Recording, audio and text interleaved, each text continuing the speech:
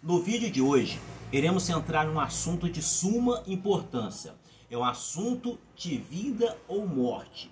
Sim, fique comigo até o final, porque este vídeo, esse assunto, ele pode salvar vidas. Mas antes de mais nada, eu tenho que deixar bem claro uma coisa. Meu querido, minha querida, nesse vídeo nós iremos entrar em um assunto também que muitas vezes, para muitas pessoas, é um assunto chato. Iremos falar também de política. Então prepare seu coração, tenha um pouco de paciência, tenha um pouco de bom ânimo, tenha um pouco de fé e me dê essa oportunidade de talvez até mudar o seu pensamento, porque às vezes o seu pensamento era um pensamento completamente oposto ao meu. Talvez você não entendia esse assunto que eu vou falar hoje, mas esse assunto política é necessário para entendermos todo o contexto, entendermos do que está por trás deste assunto, amém? Antes de mais nada, irmãos, para nós entrarmos no assunto, veja bem, há um tempo atrás me perguntaram na igreja o que seria uma boa pregação, o que seria uma pregação ideal. Eu disse para a pessoa que me perguntou, olha, uma pregação ideal, no meu ponto de vista, ela tem que ser uma pregação que vá trazer informação ao espectador, no caso a igreja, no caso falando de hoje, no contexto de hoje, para você que está me assistindo. E essa pregação, ela tem que trazer conteúdo, tem que trazer informação, mas principalmente não informação geral, não informação sobre a pessoa que está falando, seja eu ou seja o pregador. Ela tem que trazer conhecimento da parte de Deus, é para nós conhecermos Deus. Então veja bem, então eu simplifiquei para ela a pregação expositiva. O que é a pregação expositiva? É a pregação que está expondo, explicando o texto, a palavra de Deus, explicando a Bíblia. Não é para poder falar sobre o pregador, é para falar sobre a Bíblia, coisas da Bíblia, porque é essa a função do pregador, falar da Bíblia, de Deus. Então eu falei, olha, a pregação expositiva é boa, por quê? Porque você está expondo a palavra de Deus, mas é importante que você, quando você leia o texto e explique o texto, você também fale o pretexto, ou seja, o que vem antes, né, do texto que você está lendo, que você fale também no pós-texto, ou seja, aquilo que vem após o texto que você está lendo, mas principalmente que você traga a igreja, no caso o espectador, no caso hoje você, para dentro do texto, mas em um contexto atual. Não adianta, por exemplo, o pregador, ele falar que Jesus é o bom pastor, que o bom pastor dá a vida pelas suas ovelhas. Não adianta você falar disso. Por que não adianta? Porque às vezes a pessoa não entende nada de ovelha, não entende nada de pastor, então não vai entender o contexto, não vai entender a história. Então você tem que trazer aquele texto para a história atual. Entendeu? Dito isto, eu gostaria de convidar, se possível for, que abra sua Bíblia em Levíticos capítulo 20. Se possível, o ideal é que você abra sua Bíblia, mas principalmente comece a ter esse hábito de abrir sua Bíblia e acompanhar comigo, ou com quem você estiver acompanhando, seja na igreja, ou seja qualquer assunto. Por quê? Porque quando a pessoa falar, é importante nós lermos e ver se a pessoa está falando aquilo que realmente está escrito na Bíblia. Ou seja, não é a opinião, não é a minha opinião, é o que está escrito na Bíblia. Eu posso até ter uma interpretação, mas você tem que ter também a sua interpretação daquilo que está escrito, para que não aconteça da pessoa, tipo eu, distorcer a Bíblia para poder me favorecer ou favorecer um determinado assunto. Então você tem que estar focado, você tem que entender o que está escrito na Bíblia. Dito isso, meu amado, minha amada, Levítico capítulo 20. Vamos ler o versículo primeiro. Falou mais o Senhor a Moisés. Quem falou? Deus. Deus falou a quem? A Moisés. Quem era Moisés? Moisés, além do legislador, a pessoa que escreveu o Levítico, ele era a pessoa que foi incumbida de Deus, recebeu a missão de Deus de tirar o povo de Israel da terra do Egito, onde ele era escravo, e levar esse povo até uma terra que emanava leite e mel. Ok, até aqui. Versículo 2. Também dirás aos filhos de Israel: qualquer que dos filhos de Israel, ou seja, é um mandamento para o povo de Israel, tá? Ou estrangeiro que peregrinare com Israel, ou seja, é algo que não era só para o povo de Israel, mas era algo também para aqueles que estivessem visitando, passando no arraial, ou seja, no meio do povo de Israel também. Essa parte é importante salientar, porque às vezes você pode achar que é algo que é somente para aquele povo, ou somente para quem é crente. Não. Amém? Ou seja, que peregrinar em Israel der da sua semente a Moloque, certamente morrerá, e o povo da terra o apedrejará. Ok, der da sua semente a Moloque. Era costume do povo pagão, daquele povo onde Israel estava chegando, dos filhos de Canaã, dos amonitas, eles faziam um Deus aqui com D minúsculo, então era uma escultura. Ele fazia uma escultura, geralmente ela era de bronze ou de ferro fundido, de metal, e ela tinha um corpo, a parte de cima era geralmente de touro, tinha um braço humano assim estendido, no seu ventre havia um buraco, tipo uma grande fornalha, um forno, ou às vezes mais de um buraco, e ali acendia fogo, colocava fogo, e ficava aquele fogo ali, e nesse braço desse ser, dessa imagem, desse Deus com D minúsculo, colocava-se uma criança ali em sacrifício, ou então jogava-se a criança diretamente no forno, em sacrifício a esse Deus Moloque. Vou deixar a imagem desse Deus Moloque aqui do lado, mas é importante nós entendermos o contexto. Então aquele povo, eles sacrificavam crianças ao Deus Moloque. Daí já ouvi de muitos pastores dizer que não tem nada a ver, e outros dizendo que sim tem a ver.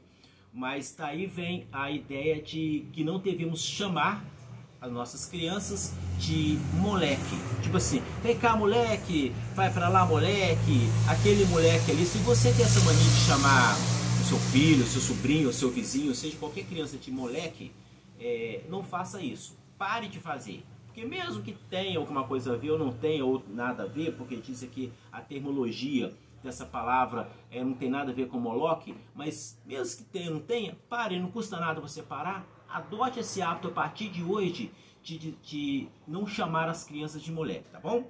Porque pode ser que você esteja jogando maldição sobre essa criança, consagrando ela a esse Deus Moloque, de certa forma. Mas por que eles faziam isso? Você está se perguntando. Porque eles eram maus? Talvez sim, creio que sim, mas não só por causa disso. Eles faziam isso porque eles acreditavam que dando a sua semente, ou seja, a sua geração, ou seja, o seu primogênito, ou seja, essa criança consagrando a Moloque, eles teriam uma vida financeira abençoada. Era esse o objetivo dessa família, desses pais que faziam isso, tá? Continuando. Certamente morrerá e o povo da terra o apedrejará. Ou seja, estava dizendo que deveriam apedrejar essas pessoas. Eu não estou dizendo, não estou orientando e não quero que você faça isso. Não vá apedrejar ninguém. Se você resolver apedrejar alguém, você será preso, você será tratado como louco e não vem dizer que foi eu que disse isso, tá? Ok? Então não vai jogar pedra em ninguém não, isso é coisa de doido. Versículo 3. Eu porei minha face contra este homem e o extirparei no meio do meu povo, porque deu a sua semente a Moloque para contaminar meu santuário e profanar o meu santo nome. Versículo 4. Se o povo da terra, de alguma maneira, esconder seus olhos daquele homem que houver dado a sua semente a Moloque e o não o matar. Versículo 5. Então eu porei minha face contra aquele homem e contra a sua família e os extirparei no meio do meu povo, com todos os que se prostituírem após ele, prostituindo-se após Moloque. Por que prostituindo? Porque era costume também daquele povo pagão a prática de prostituição durante esses rituais, ou seja, havia os sacerdotisas e sacerdotes que faziam essa prática de prostituição durante essa consagração ao deus Moloque. O mais importante desse versículo aqui é o seguinte, do versículo 5. Qualquer povo de Israel que fizesse de bobo, olhasse para o outro lado enquanto uma criança era sacrificada ao deus Moloque, Deus iria contra este homem. Ou seja, se eu estivesse lá e você que está me vendo aí agora fizesse um sacrifício para Moloque, sacrificasse o seu filho, e eu visse, eu tivesse conhecimento daquilo, e fizesse de conta que não está vendo, não tendo problema nenhum, Deus iria contra mim. Ele ia me estibar, ele ia me tirar do meio de Israel, ou seja, ele iria me matar. Entendeu? Era isso que se trata esse versículo. Aí você está me falando, mas Márcio, o que você tem a ver sobre isso? Aonde você quer entrar? Meus queridos,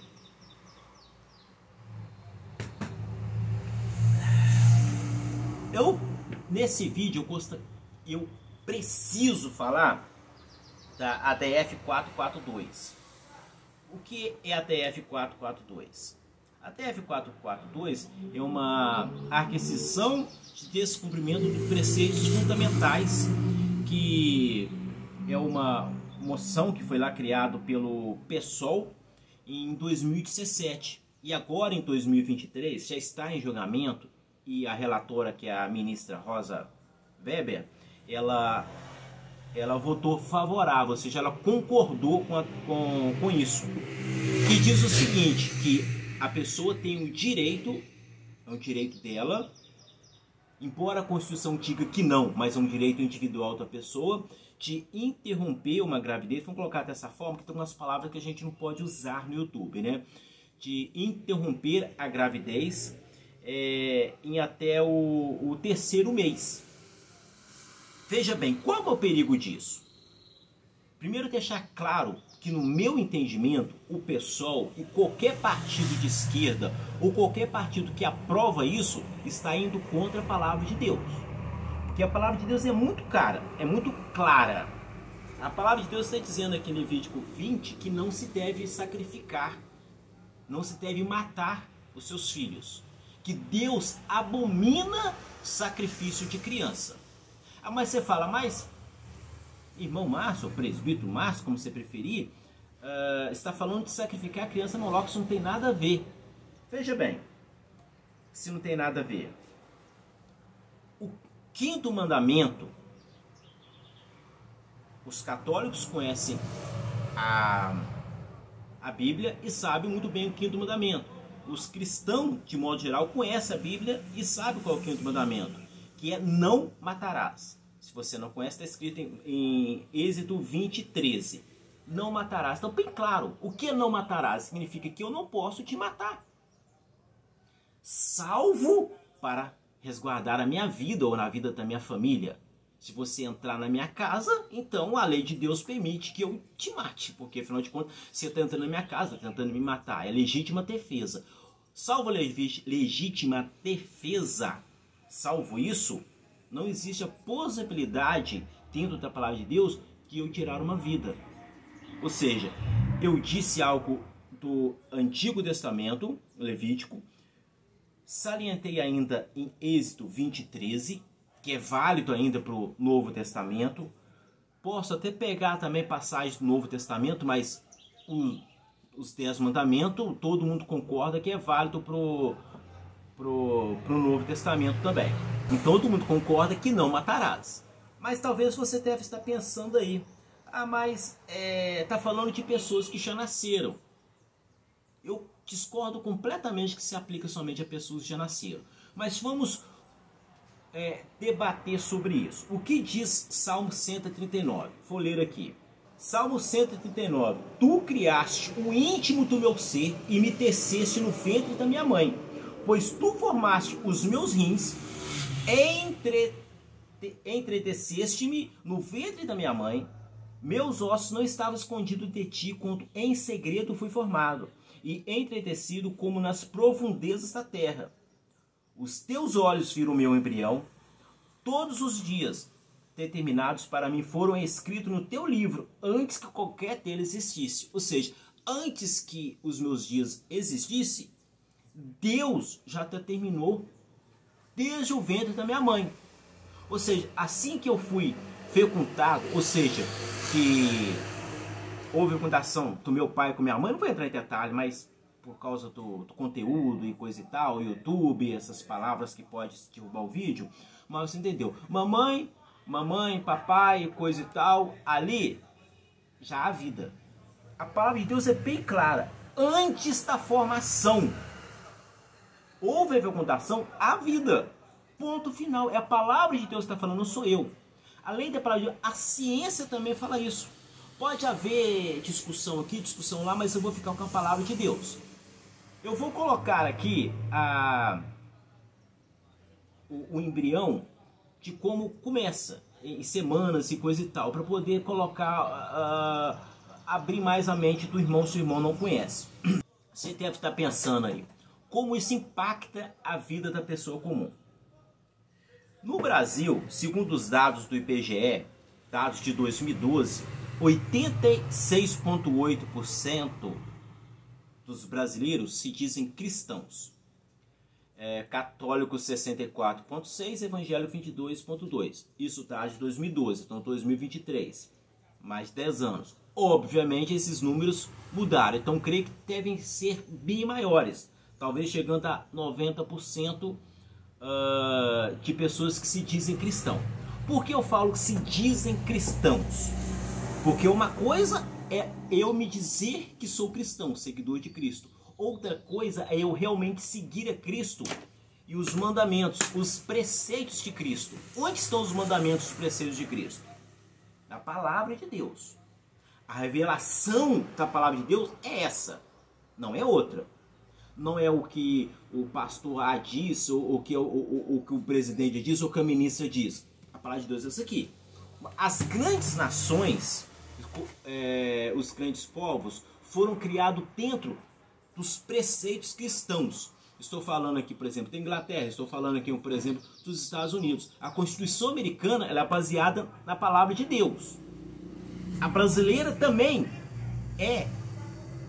Ela foi feita seguindo a palavra de Deus. Então, meu amado, minha amada, se a maioria do povo se diz cristão, e a palavra de Deus está bem clara quando diz que ela é a favor da vida desde a sua concepção, ou seja, desde quando papai e mamãe se juntaram ali e fizeram o nenenzinho, então não faz sentido que 11 pessoas, 11 ministros que não nos representam.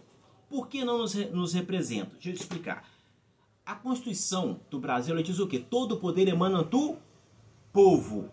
Se todo o poder emana do povo, quando um povo quer, por exemplo, acabar com esse negocinho e ter direito à vida, defender a vida, e começar então a retirar criancinhas do ventre das suas mães antes da hora, se é que você me entendeu, o que acontece? Esse povo, essas pessoas devem eleger deputados e eleger senadores que são a favor disso. Dessa prática de retirar as criancinhas antes da hora, obviamente. E esse povo que votam nesses deputados, nesses senadores, deve também votar em um presidente que é a favor. Beleza, hoje nós temos no Brasil um presidente sentado na cadeira lá que é a favor da prática, dessa prática de tirar a criancinha. Então, se você votou nesse presidente, se você fez o L, parabéns. Você votou certo, votou em presidente que é a favor. Se os deputados e senadores aprovarem esse texto e mandarem para o presidente, ele faz sancionar essa lei, porque ele é a favor. Existem textos dele dizendo isso, com alto e bom som. Se você não sabia, só pesquisar na internet aí. Deveria saber, né? Porque fez o L, então você deve saber o que o seu presidente é a favor ou é contra. É o meu modo de ver. Eu, quando eu vou votar em um vereador, eu tenho como obrigação, como cidadão, antes de cristão, nós somos cidadão. O que nós precisamos entender é o seguinte: não tem como separar o cristão do cidadão. Não tem como separar o cristão do profissional. Não tem como separar o cristão, ou seja, da vida social. Não tem como separar. Por quê? Porque nós somos um todo. Deus quer nós completamente. Na nossa vida profissional, na nossa vida pessoal, na nossa vida em casa, como pai, como mãe, como filho, e quer também na nossa vida de cidadão. Nós devemos sim participar da vida política. Algumas pessoas dizem que não, mas se José era governador, então a Bíblia diz que nós devemos sim participar. Se as pessoas que ditam o que nós podemos fazer, ou seja, os políticos,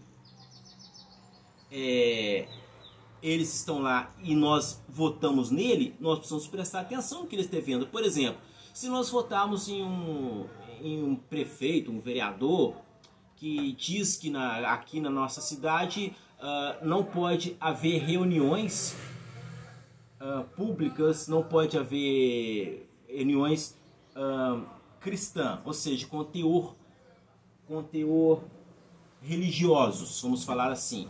A lei abrange, por exemplo, para se entender então que nessa lei que eles estão votando, não pode haver culto, não pode haver missa, não pode haver o irmão da Umbanda lá, ou a pessoa da Umbanda se reunir para poder fazer as adorações dele lá.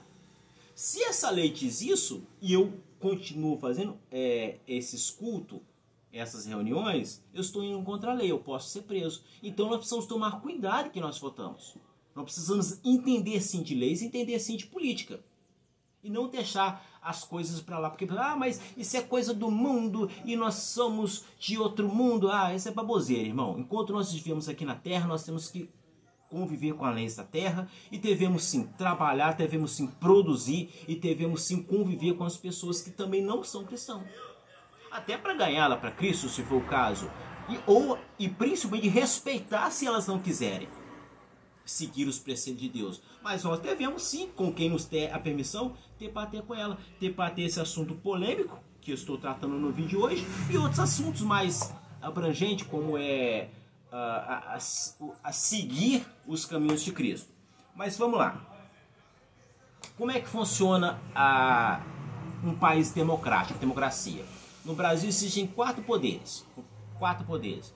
O primeiro poder é o legislativo. Aqueles que fazem as leis, deputados, senadores, coisa e tal. Depois são o executivo, que é quem? O presidente, né? No caso municipal seria o prefeito, o legislativo seria os vereadores. Ok.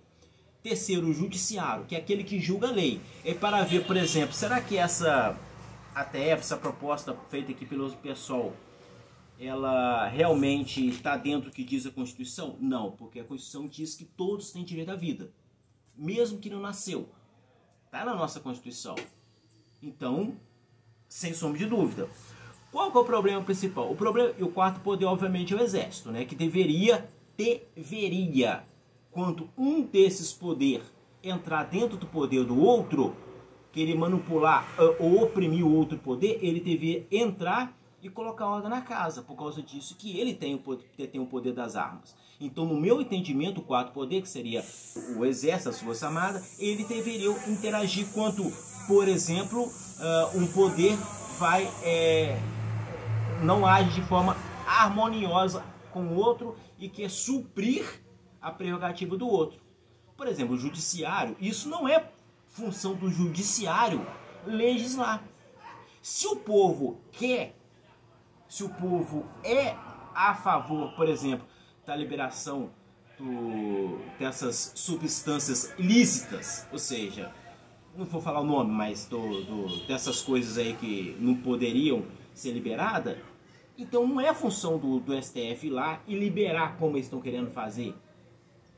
Por quê? Porque é o legislador, ou seja, os deputados e senadores que deveriam e podem entrar lá e falar se é a favor ou não, se deve ou não ser liberado.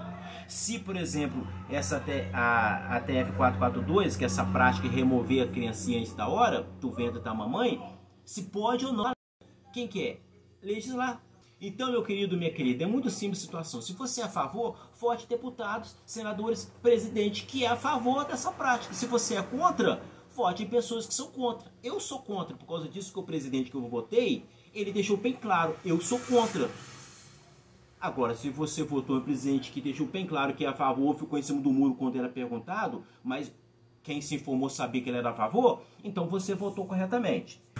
Aí você deve estar pensando, mas esses políticos é tudo corrupto, é tudo porcaria e coisa e tal. Meu amado, você nunca, jamais vai encontrar um igual, exatamente com você. Por causa disso, que nós devemos negociar o que é negociável e nós devemos não negociar o que é inegociável. Isso aqui é algo inegociável que está dentro da palavra de Deus e traz maldição. Então, nós não podemos negociar isso. Então, nós devemos procurar aquele que mais se parece com a gente. Seja vereador, seja prefeito, seja deputado, senador ou até presidente. Mais parece conosco. Entendeu? Tivemos recentemente aí a liberação de não sei quantos mil pessoas que estavam presas, encarceradas, serão liberados antes de cumprir a sua pena. E obviamente não estão recuperados. Eles vão vir para a rua, o que vai fazer? Vão voltar a roubar, estuprar, matar e assim por diante. Por quê? Porque o atual presidente, já assinou lá liberando eles para poder voltar para o meio social. Eles não estão liberados. Mas se você concordou com isso, parabéns, eu tenho que respeitar a sua decisão. Mas esse assunto, meu amado, você tem que se posicionar. Se você é a favor, se posicione dizendo, não, sim, eu sou a favor, é meu corpo, minhas regras, coisa e tal, e que se lasque à vontade de Deus. Se posicione. Mas se você é contra, você tem que se posicionar, porque Deus está sendo bem claro aqui, ó, no versículo 5. Então eu porei minha face contra aquele homem e contra a sua família, e eu estiparei no meio do meu povo. Ou seja, qualquer um que ficar em cima do muro, qualquer um que concordar com essa prática, está indo contra a palavra de Deus. Se você concorda com essa prática, mas eu acho que tem que ter casos que a nossa Constituição já permite, em alguns casos, quando, por exemplo, a vida da mãe está em risco, né? Então, é permitido. Mas o mais importante que eu quero falar, deixar bem claro, você tem que ter uma posição. A sua posição pode até mudar amanhã, mas você tem que se expor, você tem que ter uma posição. Se você se diz cristão, você tem que ter uma posição respaldada pela Bíblia. Senão, nós não somos cristãos. Eu lembro que antigamente havia aquela pesquisa e colocava assim, você é católico? Você é católico praticante, você é católico não praticante. De repente, você é um cristão não praticante. Você é um cristão, mas você não pratica os preceitos de Deus. E os preceitos de Deus é muito simples. Não a ADF 442. É muito simples, é muito claro. Não tem negociação com isso. Então, meu amado, minha amada, eu oro a Deus para que, em nome do Senhor Jesus, se você era a favor dessa prática, que você repense. Se você é a favor disso, que você repense, que você se posicione. Há abaixo assinado, vou deixar um link do abaixo assinado nos comentários, mas que você se posicione sobre, veja a posição do seu deputado, do seu senador, da pessoa que você votou. Poxa, a eleição foi ano passado, então você vai se lembrar quem você votou para deputado e senador. Veja a posição dele, veja se a posição dele é a mesma da sua. Por quê? Porque se for uma posição contrária à sua, na próxima eleição você não vota nele. Porque todo o poder emana do povo. E o nosso poder está através dos nossos representantes, que deveriam nos representar. Para finalizar o vídeo é o seguinte. Eu, como cristão, eu tenho que ter práticas de cristão. Eu, obviamente, não vou conseguir ser perfeito. Não vou conseguir fazer tudo que está na Bíblia. Você jamais vai conseguir um representante que seja perfeito.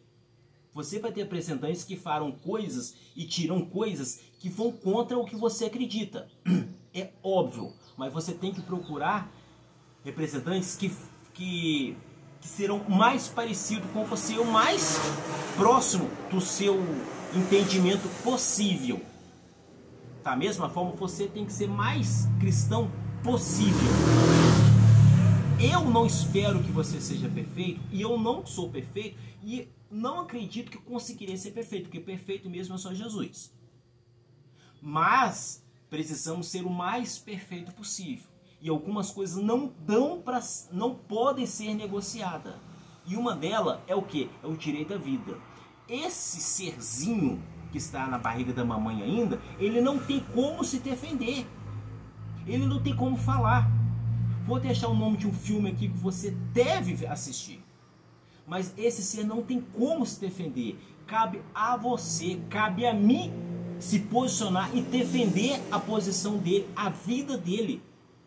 Meu amado, se você não falar nada, vidas serão ceifadas. Se você não se posicionar, pessoas deixarão de assistir e irão morrer. Você é o instrumento na mão de Deus para salvar essa vida. Amém? Muito obrigado. Se esse vídeo foi útil para você, deixe seu joinha. Se esse vídeo foi útil para você, comente abaixo, nem que seja um amém. Se você não concordou, coloque abaixo, eu não concordei, eu achei tudo que você falou uma besteira. Deixe. Esse seu comentário, ele é fundamental para o engajamento do vídeo. Se esse vídeo foi útil para você, coloque no seu status o link desse vídeo, status do WhatsApp. Mande no grupo da família. Mande para aquela pessoa que você acha que esse vídeo vai ser útil. E eu te agradeço imensamente e não saia antes da bênção. Que Deus te abençoe e faça brilhar o seu rosto sobre ti. Que o Senhor te dê paz. Sim, que Deus sobre ti levante o seu rosto, que te guarde e te abençoe. Misericórdia tenha Deus de ti. Amém.